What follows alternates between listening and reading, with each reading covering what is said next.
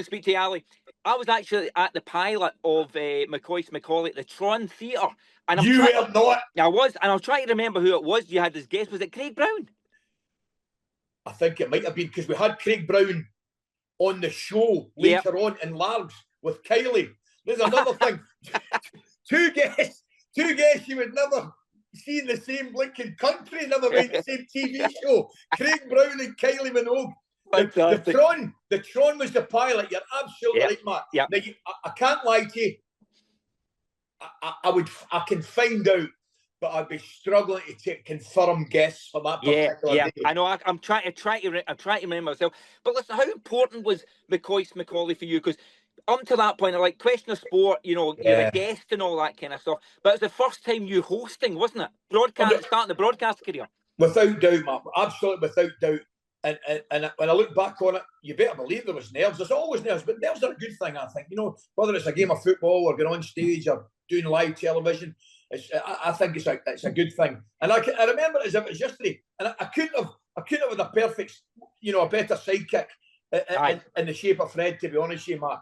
And I do remember the excitement going on the Tron Theatre. And it is a bigger thing, because there's definitely more onus on you. Going on as a guest, I wouldn't say going on as a guest is relatively easy, but but you're waiting for the questions, aren't you? So correct. Yeah. You've got to adapt to things more when you're kind of hosting.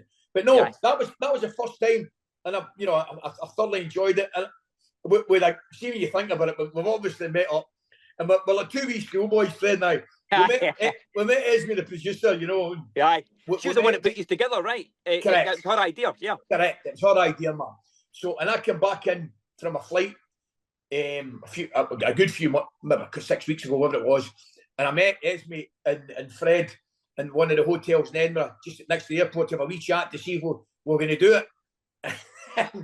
And Esme's, after about 15 minutes, I could tell Esme's looking at us, because we were just like two wee schoolboys catching up, do you know what I mean? We hadn't seen each other. Yeah. And it was blaring the usual shit. We hadn't seen each other for about 10 years. And it was great. So, we just said, do we fancy it?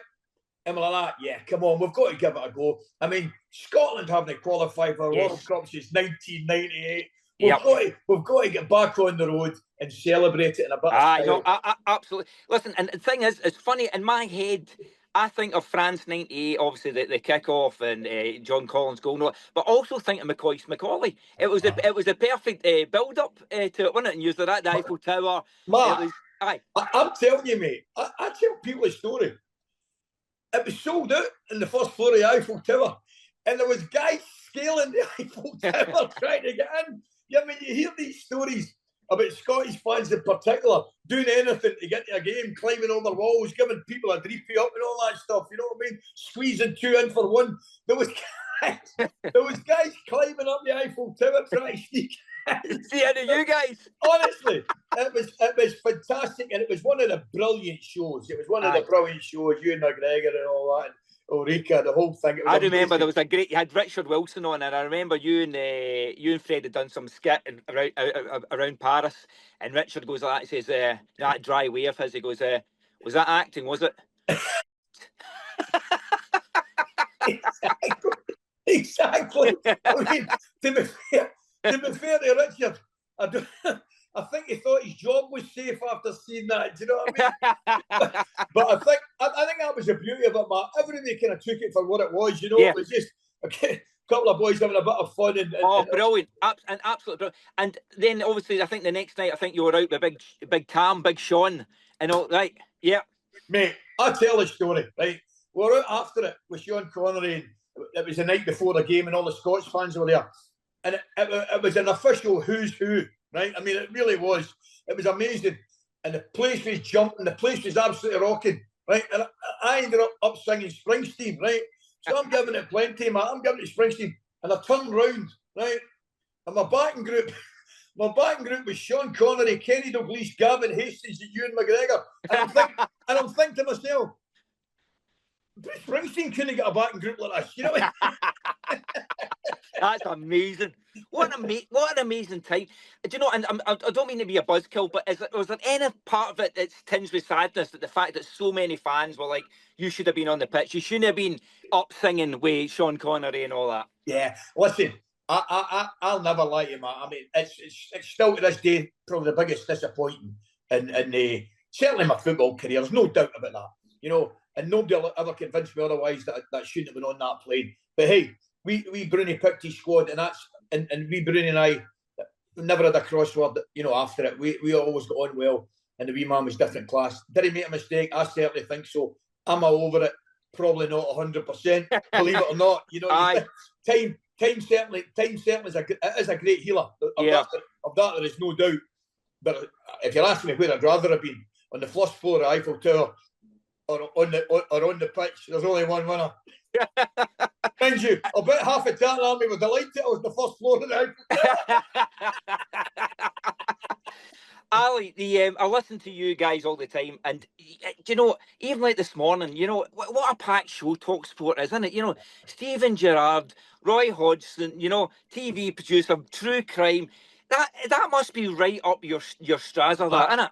Matt, I love it, mate. I mean, and see exactly what you said. That is it, 100%. You know, and that's the beauty of it. I mean, we're followed by Jim and Simon, and they've got a completely different show. You know, clearly and understandably, they're probably a little more serious with some of the important things in football and sport, and we get that. But listen, mate, when a guy's getting up at his bed at 6:30 to go to his work in the morning, sit in the car 7:45, or sit in the bus and he's got his headphones on the London Underground, London taxi boys, Glasgow taxi boys.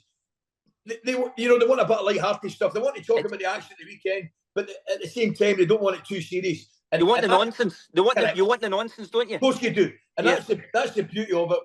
We love it, man. We absolutely love it. Big Al's doing well. He's back tomorrow. Big Brazil. He'll be back, and he just adds to the nonsense, mate. So, you Big Al and Shaban, when it's the Glasgow Mafia on, I absolutely love it. And there was one morning, it was last year, I was driving up north early, and your 50 Shades of Grey comment, right? That's the colour you turn out when you're having sex. I nearly drove the car off the fricking road, honestly. And I'm texting Shaban going, 50 Shades of Grey. Unbelievable. And it's just nonsense. And then I love it when you can't talk for it. And it's not, you're sitting going, this is great. You feel part of it all, you know. Man, that's the beauty of it. Do you know what I mean? See the beauty of it.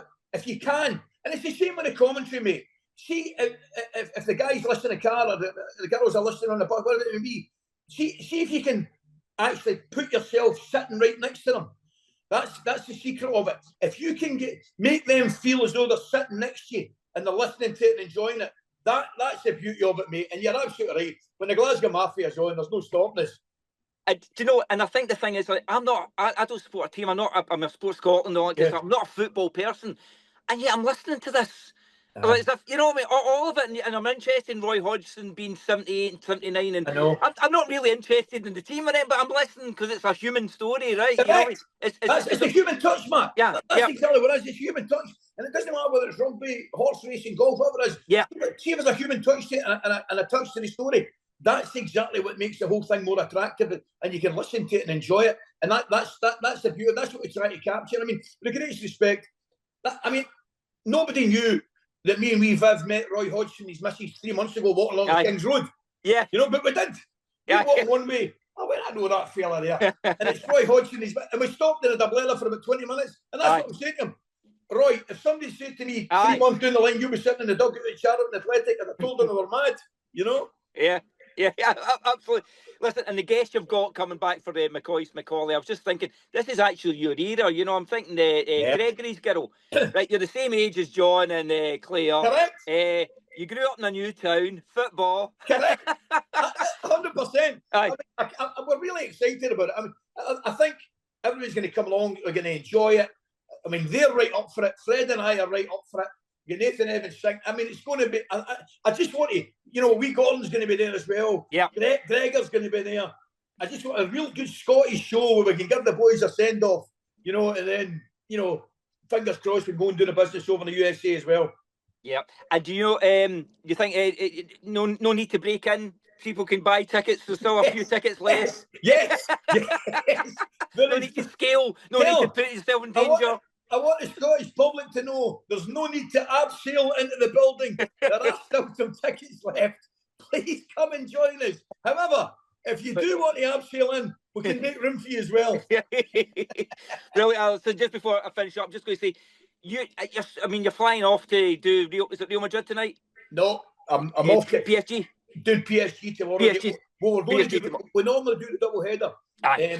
And I went away to Munich tonight as well. But you know something? We're in Paris tonight. We'll watch both games, and then Pete, I know you're right. I mean, you seem busier, and I don't know. I mean, you're happier than ever, if you know what I mean. There's just so much on go. 100%, man. Honestly, God, the couple of 2 or 3 days I do the radio, I love sitting on that halfway line, mate. Sitting on that halfway line with a microphone, looking, pinching myself. I mean, the weekend I was at Man City, Liverpool. Yeah. Man City were unbelievable. And then the one I was really looking forward to was the Sunday, West Ham Leeds. And what a game that turned out to be. So, yeah, best seats in the house, luckiest man alive. And life's good, mate. Can't complain. And obviously the World Cup coming up as well. Can't wait, mate. I'm over there, YTV. Best part of 6.5 weeks. Wow. I'm at the opener in Mexico City for Mexico. Yeah. Then I'm in Dallas, and then I'm up in that wee pocket, kind of with Scotland, kind of Boston, New York, Toronto, Philadelphia. So brilliant. And absolutely brilliant. And you've still got one of my favourite comments. It was from the final. First person to ever score a hat trick in the World Cup, where all three have gone over the line. Do you know? I love that. It's just the most subtle of digs. Mark, do you know something? I remember it as if it was yesterday. I was letting them have their moment. It was Sam and Lee Dixon, right? And then he kind of turned to me for a comment, right? And I couldn't stop myself. I said, what a privilege to be here. Right? It's the first man to score a hat trick in a World Cup final. And if you'd seen it, you wouldn't see it. But the two of them turned on me at the same time. And then the timing was perfect. I went, we're all three have gone over the line. And you know, I'll tell you the best of it. Jeff Hurst liked it. Oh, fantastic. Yeah. That's magic. Absolutely brilliant. Alan, listen, I'll let you go and get your flight. It's really nice to finally get great to see you, mate. Lovely to meet you. Thanks for your time. No problem. All the best. Thanks, Ali. Take care, pal. All the best. Enjoy that, mate.